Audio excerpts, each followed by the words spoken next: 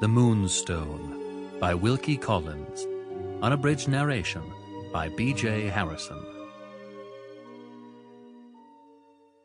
Prologue. The Storming of Seringapatam, 1799.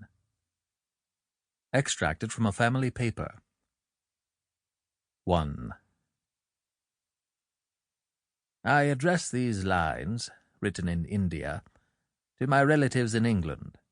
My object is to explain the motive which has induced me to refuse the right hand of friendship to my cousin John Herncastle. The reserve which I have hitherto maintained in this matter has been misinterpreted by members of my family whose good opinion I cannot consent to forfeit. I request them to suspend their decision until they have read my narrative, and I declare, on my word of honour, that what I am now about to write is, strictly and literally, the truth. The private difference between my cousin and me took its rise in a great public event in which we were both concerned, the storming of Seringapatam under General Baird on the 4th of May, 1799. In order that the circumstances may be clearly understood, I must revert for a moment to the period before the assault, and to the stories current in our camp of the treasure in jewels and gold stored up in the palace of Seringapatam. 2. One of the wildest of these stories related to a yellow diamond, a famous gem in the native annals of India. The earliest known traditions describe the stone as having been set in the forehead of the four-handed Indian god who typifies the moon, partly from its peculiar colour, partly from a superstition which represented it as feeling the influence of the deity whom it adorned, and growing and lessening in lustre with the waxing and waning of the moon. It gained the name by which it continues to be known in India to this day, the name of the Moonstone.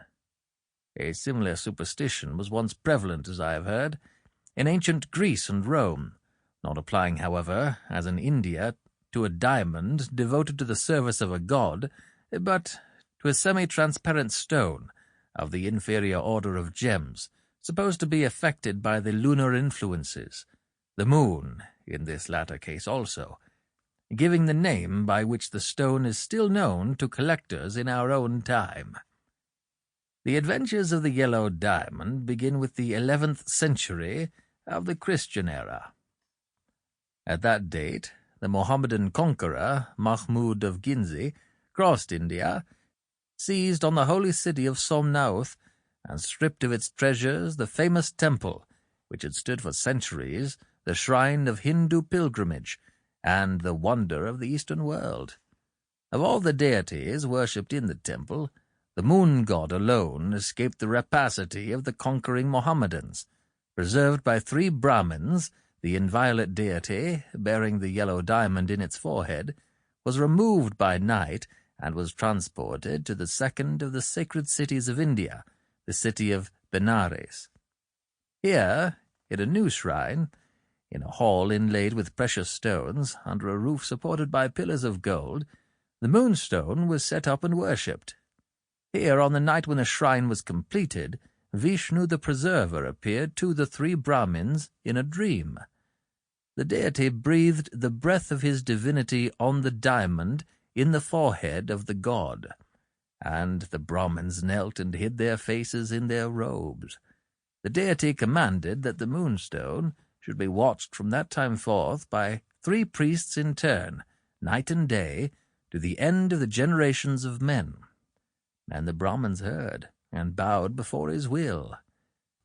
The deity predicted certain disaster to the presumptuous mortal who laid hands on the sacred gem, and to all of his house and name who received it after him, and the Brahmins caused the prophecy to be written over the gates of the shrine in letters of gold.